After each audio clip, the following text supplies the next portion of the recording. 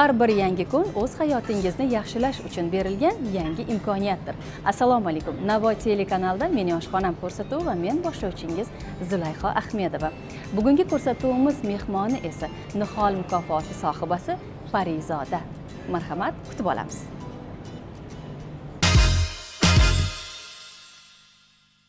Xo'p, konvertlar tayyor. Taomlar hammasi. Assalomu alaykum. Va alaykum assalom. Yaxshimisiz? Vaqtiga keldingiz. Salomlashib turdim, konvertlarni tekshirib. Bu qo'limdagi konvert. Nima bilasizmi? Nima ekan? Ko'rsatuvimizning kichkina shartchasi bor. Ana shu shartidan birlari. Ya'ni konvertdan birini tanlashingiz kerak. U yerda siz tayyorlagan taom nomi yashirilgan. Ishqilib qiyin ovqat bo'lib qolmasin-da. Endi bu omadingizga bog'liq, hozir ko'ramiz. Xo'p, tayyor bo'lsangiz tanlang. Albatta.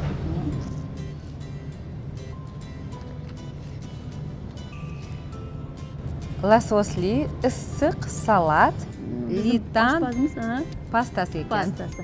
Ya'ni makaron qilar ekansiz. Noodatiy, biz eshitmagan yangi taom mahsulotlari chiqib yotibdi. O'qisham sal noqulayroq. Lasosli baliqni juda ham yaxshi ko'raman. Siz ham yaxshi ko'rasizmi? Mana omadli ekansiz bugun baliqli taom tayyorlaymiz. Ya'ni salat va makaron. Bizning oshpazimiz mana shu o'rgatadilar buni. Albatta, oshpazimiz qayerda qoldi ekan? Alijon. Alijon. Assalomu alaykum. Keling Alijon, qayerda qolib ketdingiz? Parizodani ancha kutdik. Endi siz ham kutaylikmi? Yo'q, boshlaymiz. Parizoda Turan restoranining bosh oshpazi Alijon sizga bugun deyarli 70% taomni o'zlari yordam beradilar. Jarayonni boshlasak, nimadan boshlaymiz? Bo'lmasam, siz bugun bizga ustozlik qilar ekansiz va vazifalarni shogirdlaringizga topshirishingiz kerak bo'ladi. Qaysi taraflama sizga biz yordam bera olamiz? Keling, shogirdingizga men birinchi fartuq beraman. Buni qo'yib qo'yamiz. Shogirdingiz tayyorlar, fartuqlarni taqib oldilar, qo'lqoplarni ham kiyib oldilar. Xo'p, nimadan boshlaymiz? Tushuntiring endi. Endi hozir biz rukoladan boshlaymiz, ko'katdan olamiz. Kesdik. Parizoda opa, bunaqa tashlab berib turasiz. Ko'katlar. Mana hammasi yuvilgan, toza, kelishingizga uydirib qo'yganmiz. Uchini kesib, hammasini ajratib beraman. Mana. Oddiygina. Yaxshi. Dilnoza Safarova uchun Parizod taxallusini kim qo'ygan? Yoshligimdan doimo ajralib turishni xohlagan ekanman. Bitta bo'lishi yoki boshqacha bo'lishi. O'sha paytda juda ko'pchilikning ismi Dilnoza bo'lgan. Sinfimda ham, maktabda Dilnoza 3 ta bo'lgan. Xoreografiyaga borganimda ham 2 ta bo'lgan. Dilnoza hammamiz ovora bo'lib qarardik. O'shaning uchun yangi kirgan o'qishlarimda, yangi tanishuvda o'zimni Parizoda deb tanishtirganman. Aynan bu ismni boshida endi adamlar qo'ygan, mayli aytib ketaman. Shunchaki Parizoda qizim deb aytardilar. Shu bilan Parizoda bo'lib ketganman. O'ylab qarasam ham Parizod degan ism yo'q paytida faqat o'sha Tohir Zuhrada chiroyli qizni ko'rganman Parizodaligini va o'zim ham havas bilan chiroyli qizlarning ismi bo'lar ekan deb Parizodaman deb tanishtirardim o'zim. Lekin ahamiyat bergan Shu bilan Parizoda bo'lib kam bilasizmi? Endi ko'payib ketdi. Ko'pchilik endi baribir Parizoda ismi chiroyli bo'lganligi uchun ko'pchilik qo'yishni boshladi. Endi bir xil niyat qilib, bir xil muxlis bo'lgandan qo'ygan vaqtlari bo'lgan. Parizoda nega intervyu berishni xohlamaydi? Bilasizmi, men ko'p oxirgi paytda o'ylab chiqdim-da, ichimdagi narsani baribirga ham tilimda ekranni oldida chiqarib bera olmas ekanman. Nimadir netovmanda. Boshqa narsani aytmoqchi bo'laman, fikrimni to'g'ri yetkazib bera olmas ekanman. Sal boshqa chiqib qoldi. Unaqa demoqchi emas edim-ku deb o'ylanib o'tiraman. Keyin aytaman-ki, bekor intervyu beraman deyman. Keyin undan tashqari qachon sizda haqiqatdan ham muxlislarni qiziqtiradigan yangiliklar bo'lsa, odamlar siz intervyungizni intizorlik bilan kutsa, bu boshqacha. O'shaning uchun sog'intirib intervyu berish kerakmi deb o'ylab qoldim oxirgi paytda. Oxirgi marta ham intervyu berdim, bir xil so'zlarni qo'ymanglar, kesinglar. Men buni to'g'rilashimiz kerak desam, o'sha holatda internetga qo'yib yuborishibdi. Ya'ni raqs maktabi to'g'risida intervyu bergan edim. Jahlim chiqdi, yana ham ko'proq amin bo'ldim. Boshqa bormasligimga va gapiradigan gapimni ehtiyot bo'lib gapirishga o'zimga so'z berib keldim bugun. To'g'ri, o'zi aslida har bir inson o'zi gapirayotgan gapiga juda ham ehtiyot bo'lib gapirish. Endi bilasizmi, Kimni xafa qilib qo'yish kerak? bitta narsa ekanda, bitta gapirayotgan gapingizni hamma tarafini o'ylashingiz kerak ekanda. Misol uchun biz mana bunaqa o'ylab turgan holatda gapirib yuborishimiz mumkin. To'xtab tur, mana bu tarafdan qanaqa yetib boradi? Chunki har xil tarbiyada, har xil sharoitda yashayotgan yoki har xil ongli insonlar bor. Shuning uchun 7 marta o'ylab, 1 marta xalqqa oldida gapirish kerak ekan. Shuni tushunib yetaman. Lekin to'g'ridan to'g'ri sizga gapirmoqchi bo'lsam, har holda energiya bilan va ko'zlar bilan nima demoqchi bo'lganim 100% yaqinroq yetar ekanda. Bugungacha hech qachon hali hech qaysi mehmonni xafa qilmadik. Kimgadir nimadir yoqmagan bo'lsa, albatta ularni fikrlarini inobatga olganmiz. Navo kanaliga nimaga ishonib keldim? Nufuzli, ancha o'z ishini ustalari ishlaydi. Hech qachon sizni o'sha 2-3 ta so'zingizni montaj qilib olib, o'zini prosmotrini oshirish uchun sizni obro'sizlantirib, qatlarda reklama qilib, uyat holatga qoldirmaydi. Har doim menimcha o'ylayman, so'zlarimizda ham nimadir xato ketib qolsa, ular kesib uni tarbiyaviy holatda yetkazib berishadi deb o'ylayman. Qo'lingiz to'q qiling, shuning uchun bugun erkin, bemalol bizga ishonib intervyu berishingiz mumkin. Alijon hozir bo'lg'orlarni juda chiroyli tarzda kesibdilar. Juda Biz intervyu bergunimizcha mana shuni tozalab borar ekanman. Ezilib. Men to'g'risini aytsam, juda ham sekin bo'ladigan narsalarni yuragim siqilib ketadi. Misol uchun uzoq pishadigan ovqatlarni ham qilmas ekanman, o'ylab qarasam, hamma narsam tez ekan. O'sha qozon kabob bormi yoki bo'lmasa spagetti bormi, tez paq qilib beraveraman. Keyin o'ylab qarasam, bitta taomda emas, hamma ishimda sekin, hatto aytyapsiz, sekin xoreografiya bo'yicha raqs o'rgatib o'tirasiz. Yo'q, men noldan o'rgatib olmayman. Qisqa konkretno shu professional raqqosalarga bittada ko'rsataman, o'rgataman, tez qo'yishga harakat qilaman. Lekin kichkina yosh bolachalar bilan ishlaysiz, bilaman. Yo'q, unaqa noldan ishlamayman. Tayyor bo'lgandan keyin asosiy narsalarni o'tkazasiz, bolalarni qabul qilasiz, ular hammasini kuzataman. O'qituvchilarimiz ko'p-ku, asalni. Men o'zingiz berasiz deb o'ylabman. Misol uchun klassika o'qituvchisi o'zini professionali, o'zbek raqsini o'zini professionali yoki ustozlikni o'zini professionali. U ustozlik ham o'zidan kelib qolmaydi yoki Allohdan berilgan qobiliyat bo'lishi kerak yoki juda katta praktikada bo'lgan o'qituvchi bo'lishi kerak. Bularni biz farqiga borganligimiz uchun shunaqangi eng yaxshi ustozlarni yig'ib olganmiz va ularga o'zimdan ham ko'proq ishonib bolajonlarni topshirganmiz. 500 ta o'quvchi o'qiydi. U agar men o'quvchilar bilan band bo'ladigan bo'lsam, boshqa hech narsa qila olmayman. Chunki bilasizmi, men bolajonlarim, o'zim farzandlarim bilan ham juda qattiq ishlayman. Menimcha bu mavzuda hozir birpasdan gaplashamiz. Albatta, bu savollar bor. Qarang, ertalab turishingiz kerak, bo'yanishingiz kerak, yuvinishingiz kerak, sochingizni qilishingiz kerak. Bundan tashqari mayda-chuyda maktabimizdagi ishlar, konsertlar, tadbirlar, kostyumlar. Например, bitta kostyumingiz 5 ta joyga beriladi. Uni telefon qiladi, buni telefon qiladi, borishim kerak, ko'rishim kerak. Undan tashqari Instagram, undan tashqari raqsga tushishim kerak. Undan tashqari syomkalar bo'ladi. Bitta narsani qiladi ko'pchilik, boshqa narsalarni qila olmaydi-da. Boshqa narsani qo'shadigan bo'lsangiz, menimcha o'ylayman, haqiqatan nafas olgani vaqt bo'lmaydi.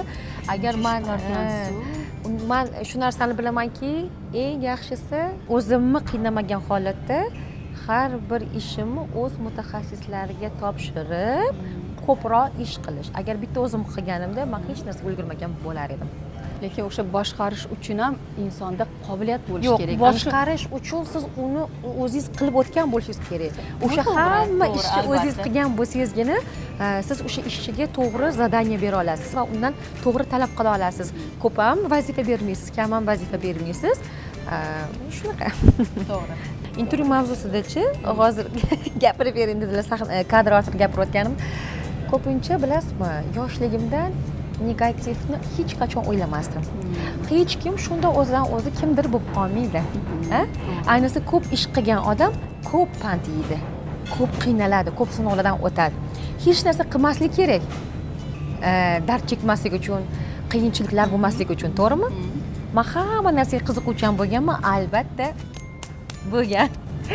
Bo'lganda ham shunaqa tepaga ko'tarilib, shu tepalikdan pastga tushib ketadigan darajada qattiq yiqilardim. Mani shunaqa shiorim bor edi, san'atkor kayfiyat ulashuvchilardir. Ular ko'zini yoshini ko'rsatib, yig'lab, dard qilib o'zini ojiza ko'rsatishi kerak emas. Ayol kishi kuchli. Har doim pozitiv kayfiyatda bo'lishimiz kerak. Shuning uchun shundoq ham insonlarni dardi tashvishi o'ziga yetarli. Nima kerak bor mani tashvishim, mani o'zimni shaxsiy muammolarim maniki. Muammosiz inson yo'q bu dunyoda.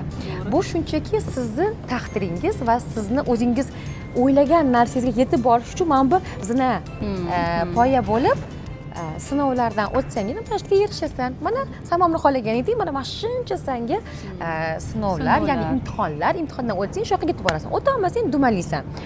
Bu narsani tushunib yetardimki, men o'zim nimani his qilgan bo'lsam yaxshi kunlarimda, menga yaxshi kayfiyat bergan narsalarda o'zimni qanaqa his qilgan bo'lsam, o'shalarni xursand bo'lib, qanaqa qilib kulib gapirib bersam, odamlar voy buncha ko'p irshayveradi, bular bo'lmasga kulaveradi, buncha maqtanchaq deb rosa kalaka qilib, meni noto'g'ri tushunishib, yomon kommentariylar yozishgandan keyin bir indaymiz, ikki indaymiz, uch indaymiz, bo'ldi. Demak, men boshqa odam ekanman. Men o'zimning ichimdagi narsalarni baribir tilim bilan chiqarib bera olmas ekanman. Yoki bo'lmasam chiqib turib yig'lab o'tirishim kerak.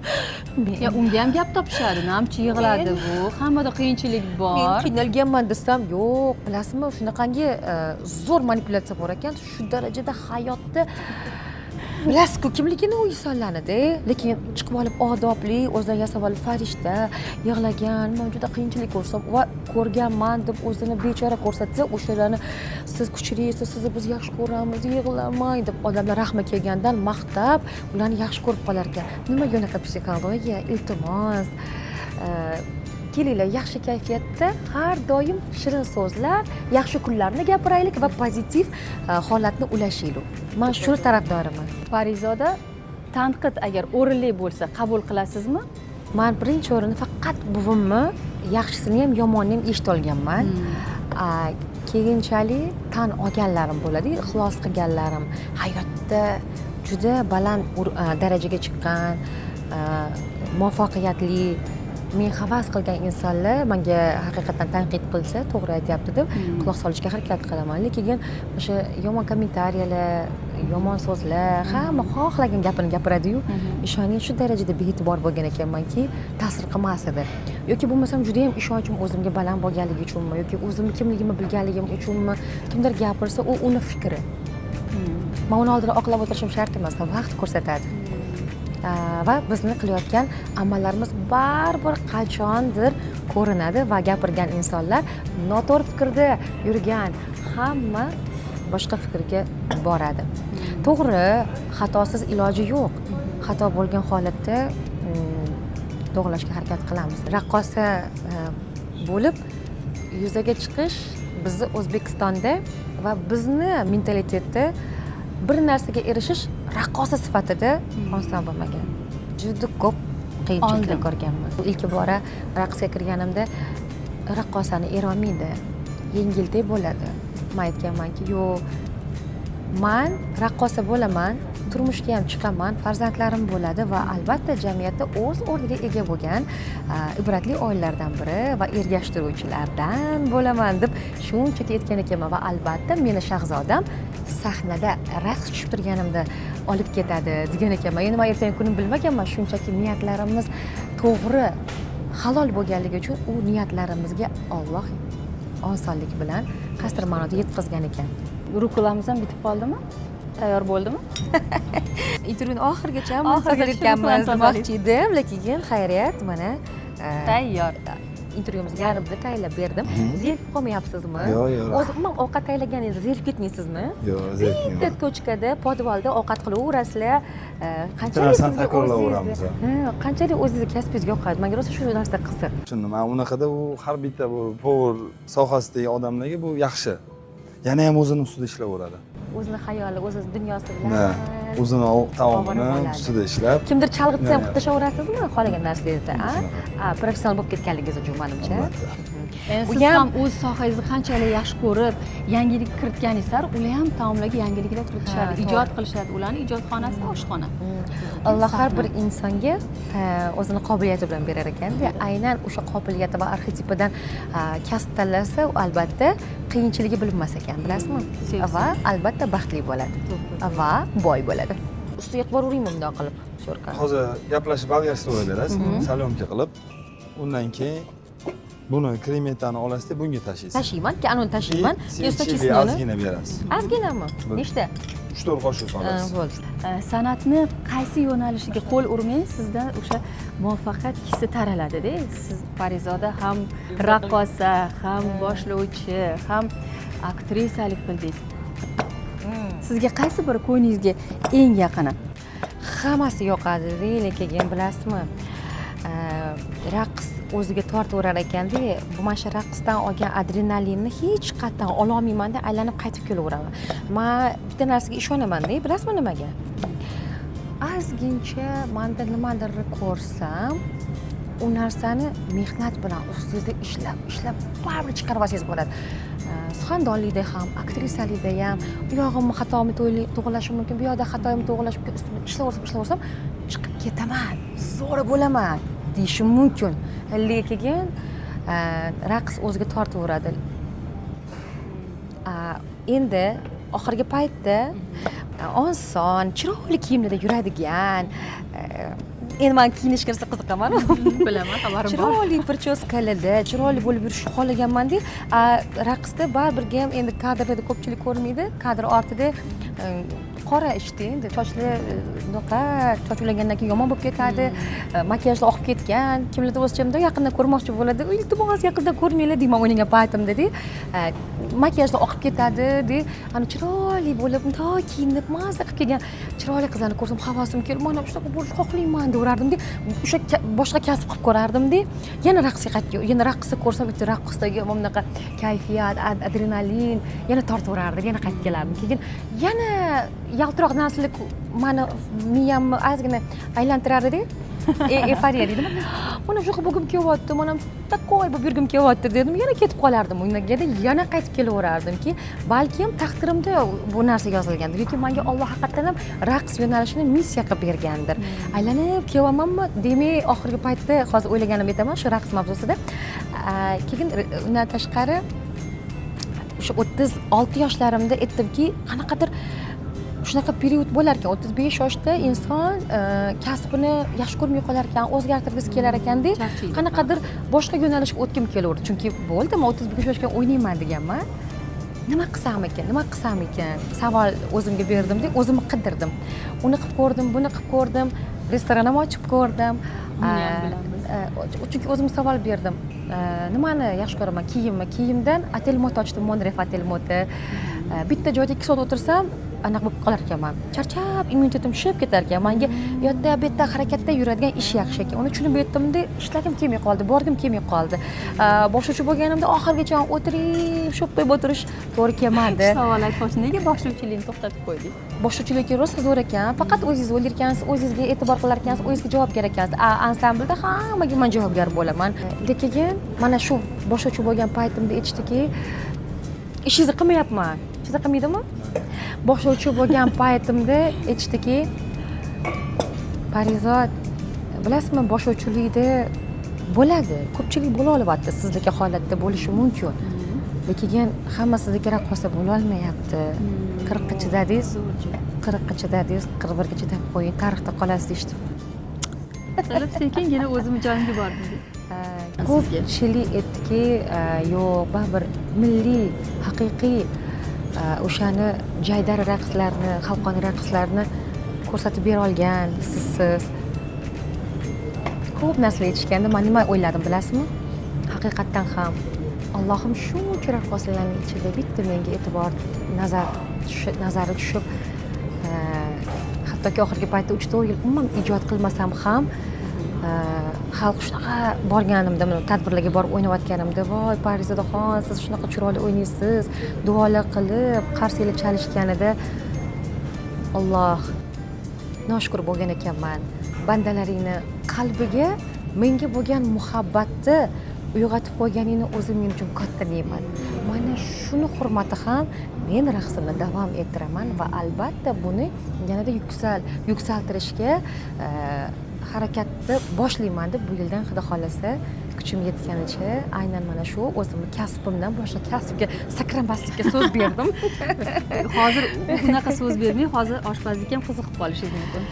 juda qiziqarli kasb bu ham. Men bitta joyda o'tira olmayman, tura olmayman.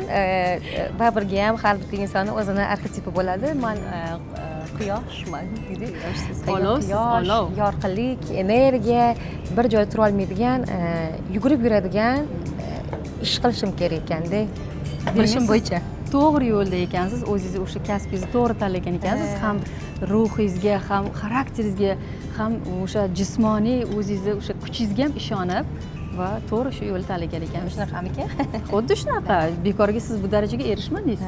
To'g'rimi? Ha, shunaqa. Lekin kuzataman, sizni yana bitta qobiliyatingiz bor. O'sha kostyumlarni nimadirlar uzilib qolsa, o'zingiz tikib, o'zingiz restavratsiya qilasiz-da. Aytman, o'zingiz qilmagan bo'lsangiz, siz ishchilarni ishlata olmaysiz deydi-ku. Endi bir paytlar bizning pulimiz bo'lmagan, biz o'zimiz tikkanmiz, o'zimiz yasaganmiz. Faqat kattaroq, sal qalinroq bo'ldi. Ahamiyat bermaysiz ustoz. Xo'p, bo'laveradimi? Tanish bilishchilik qilib 5 baho qo'yib berarsiz. O'sha o'zi san'at odami, san'atda hammasida ham qiziquvchanligi kuchli bo'lar ekan. Men yasatishlarga, toshli narsalarni yopishtirishga, bosh kiyimlar, diademalarni yasashga, ana pistonlar, toshlarni yopishtirishga rosa qiziqqan bo'lgan ekanman. O'shalarni o'zini hammasini o'zim boshida qiziqib qilardim. Keyinchalik mana ish ko'payib, talablar ko'payib ketgan sari vaqtimiz bo'lmagan unaqa narsaga, keyin ishchilarga topshirish boshlaganmiz. Ya'ni pulimiz ko'payish boshlagandan keyin pulimiz yo'q paytda o'zimiz qilardik. Lekin yaqin kunda ham, yaqin orada ham ko'rdim, o'zingiz o'sha sahnada nimadir uzilib qoldi, zireymi nimadir buzilib qoldi deb. Voy, o'zi professional bo'lib ketarkansiz, layfhack deyman-da. Tikib nimadir qildingiz. Yo'q joydan, o'zi aslida raqqosa yo'q joydan bor qilish kerak. Holatdan vaziyatdan tez chiqib ketishni bilish kerak. Buni ustozlarimiz o'rgatgan va har doim praktika asosida ham bu narsada juda ustasi farang bo'lib ketarkansiz. Voy, qattiq shunaqa qilib tashyapsiz deydi. Yo'q, bu juda ko'p bunaqa situatsiyaga tushib qolganingizdan keyin kallangizni ana ishlaydigan poralarni boshqa poralari ham ochilib ketar ekanda. O'zim bilmay qolaman. Voy, shunchalik narsalarni bilib tashlabmanmi deyman-da. U o'zidan o'zi vaqt, praktika sizga shunaqa narsalarni o'rgatib qo'yar ekan. To'g'ri, to'g'ri. Voy, biz suhbat bilan ovora bo'lib, ko'p ishlarni bajarib qo'yibdilar. Alijon, pomidorlarning ichini nega bo'shatib qo'ydingiz? olib qo'ydik. Ana endi Parizod opam tayyorlab bergan kremlarni o'zlari solib beradilar. Mani qo'llarim tegsin, mayli. Qo'llar bilan To'ldirishimiz kerak buni ustoz. shuni to'ldirib berasiz. Endi restorangizga kelganda ustoz, qanday ustozni qidirib yurar ekanman Kelasiz, albatta. Turon restorani. Albatta. Albatta kelamiz. Mana shu syomka bahona bilib oldim. Toshkent Cityga biz ko'p kelamiz. Oxirgi paytda o'ylayaptim, Toshkent Cityda qaysi yangi restoran bor, o'shanga boramiz. Chunki hammasiga borib bo'lganmiz. Endi yangisi qaysi ekan desa, mana Turon ochilgan ekan. Endi kelaverasiz. Albatta. Bugun yangi restoranni kashf qildingiz. Bemalol oilaviy kelib shirin mazali taomlardan bahramand bo'lishingiz mumkin. Xo'p, eng so'nggi jarayon nima qoldi hozir bizda? Hozir bizada Parizod opam rukulani qilib berdilar. Kremetni sirni qilib berdilar va buni muzlatgichga ozgina 10 daqiqaga qo'yib muzlatib olgan holatda losyosimizni pishirib olsak bo'ldi. Hozir losyos pishirish kerak. Navbat oshxonaga. Qo'rib olamiz. Ana taomimiz ham tayyor bo'libdi. Va nihoyat. San'at mana san'at. Charchab qolmadingizmi Alijon? Sizga oshpazlardan ham bu Nozila. mahorat Va san'at. Qanday go'zallik. Oshpazlar ham xuddi san'atkorlar singari bir go'zallikni yaratadi, ijod qiladi. Qarang. Buni ustozlaringizdan o'rganganmisiz yoki o'zingiz fantaziya qilganmisiz? Albatta ustozlar ham ko'rganman. Ha, ustozdan ko'rgansiz. Lekin o'zingiz ham improvizatsiya qilib tayyorlaysizlar ham, chiroyli narsalarni, ha. Go'zal. Chiroyli. Endi Ta'mi qanaqa ekan? ta'mini bilish jarayoni eng qiziqarli jarayonlardan biri. Sizlarga solib beraman. Qanday yoqimli kelmaydi. Ay, qanday yoqimli intervyuga chaqiribsiz-a mana. Yoqdimi ish qilib? Juda. Kelganingiz Yeydigan narsalar, yeydigan joylar, yeydigan intervyular rosa yoqadi. Qarangki, raqqosalarni parhez qiladi deyishadi, lekin raqqosalar eng ochopati bo'ladi. Yo'qmi? Bilmadim, balkim raqs ijro etganda ko'p energiya ketadimi? Xuddi shunaqa hozir Tez aytmoqchi. qornimiz ochib qoladi, bilasizmi? Doimiy harakatda bo'lgandan keyin u ovqatlar hazm bo'lib ketadi-da, joyida turadi. Rosa ochopat ekansan deb hazil qilib qo'yishadi-da. Rosa ham Bizga o'xshab raqsga tushsangiz, siz ham ochopat bo'lasiz-da. To'g'risi ham-da. Marhamat, qani bitta mazasini ko'rib, baho bering endi. Xo'sh. ichida baliq bor, lososimizni qarang. tatib ko'ramiz. Men bilaman. 100% mazali bo'ladi. Chunki sizni qo'llaringiz tegdi. Mana O, kompliment. Gapga mustaklar, ko'p oshpazlar gapira olmaydi. ochildilar siz Da, yoningizda. da. Ilhom beryapmiz, kam ilhom desam. Yo'q. Oling. Albatta olaman. Men Men yeb sizga o'tirarkanman. qarab turibman baho berishingizni. Siz ham o'zingizga yarasha nozik did egasisiz. Nima deysiz Parizoda opa? Juda ham mazali. Mana shuni tayyorlab berasiz kelganimda, xo'pmi? Albatta siz uchun. Shuncha zo'r ekan, a? Mana bu sousni kerak bo'lsa o'zingiz qildingiz. U eng zo'r souslardan biri. Ko'p taomlarga maza beradi o'sha sous. Juda ham yaxshi ko'raman, mazali. Qo'llaringiz dard ko'rmasin. Onangizga rahmat. Ana eng zo'r duo mana shu bo'ladi. Siz ham Mana shu ijodkorsiz. bizlarni oshpazlar shunaqa gapga usta bo'lib, mana shu mijozlarni oldiga chiqib, turklarga o'xshab mana shunaqa qilsa, bilasizmi?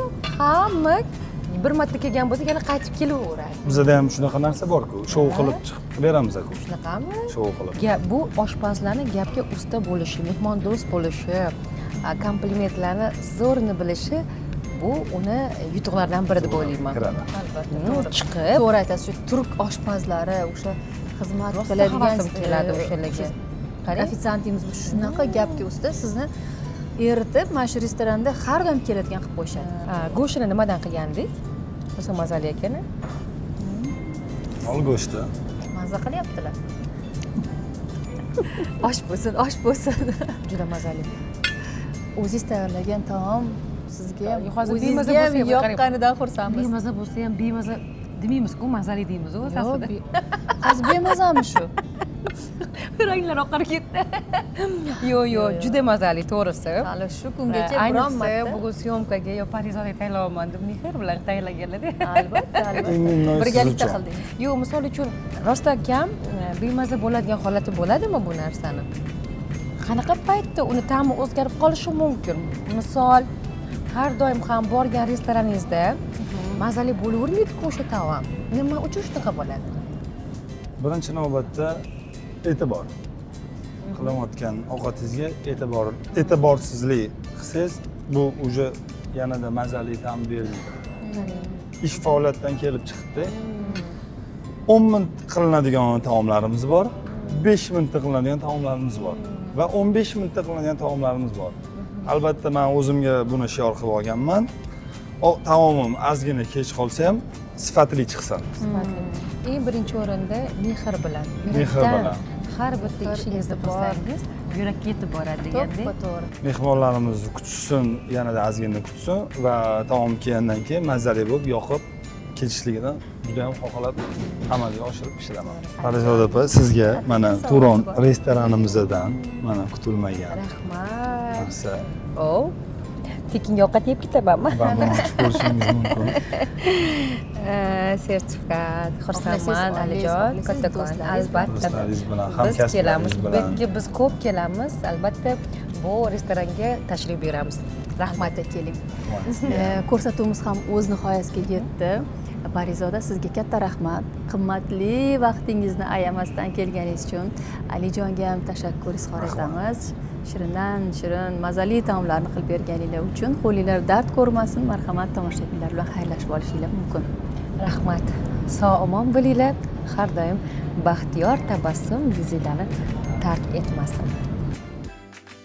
Rahmat sizga Parizoda opa, bizga tashrif buyurganingiz ham va keyingi safar yana mehmon bo'lib kelishingizni kutib qolamiz. Albatta siz bizni Turon restoranimiz xursand bo'lib kutib olamiz. Albatta. Rahmat. Rahmat sizga. Bugungi dasturimizda haqiqiy ijodkor, haqiqiy mehnatkash ijodkor Parizoda xonim bo'ldilar. Katta rahmat. Bu mening oshxonam ko'rsatuvi edi. Keyingi dasturda ko'rishguncha omon bo'ling.